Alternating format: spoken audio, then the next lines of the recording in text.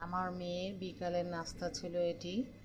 মেয়ে নিজের হাতে আটা গুলে সেখান থেকে নুডলসের শিপ দিয়ে নুডলসগুলো তৈরি করেছে এবং সেগুলো গরম পানিতে সিদ্ধ করে ছেঁকে নিয়েছি। অন্য একটি পাত্রে কাঁচামরিচ, গাজর কুচি, হিমালয়ান পিঙ্ক সল্ট, দেশি হাঁসের ডিম দিয়ে ভেজে নিয়ে নুডলসগুলো দিয়ে আরও কিছুক্ষণ ভেজে সয়া সস দিয়ে নামিয়ে নিয়েছি। গরম গরম থাকতেই ওকে পরিবেশন করে দিয়েছি এবং খেয়ে খুব মজা পেয়েছে। হোমমেড বিভিন্ন খাবার এখন থেকে তৈরি করে দিব ইনশাল্লাহ। মেয়ের রাত্রের ডিনার হোমমেড নুডলস তৈরি করেছি। মেয়ে নিজের হাতে নুডলসগুলো তৈরি করেছে। এখানে ব্রাউন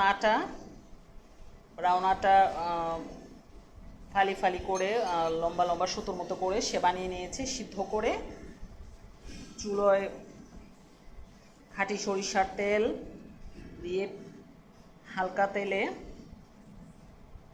ডিম ভেজে নিয়েছি, সাথে গোলমরিচ, অরিজিনাল হিমালয়ান পিঙ্ক সল্ট, কাঁচামরিচ এবং সেই সাথে যোগ করেছি অর্গানিক কোকোনাট অ্যামিউনোস। এটা সয়া সসের মতো কাজ করবে এবং খুবই সুস্বাদু এবং চমৎকার, খেতে খুবই মজা।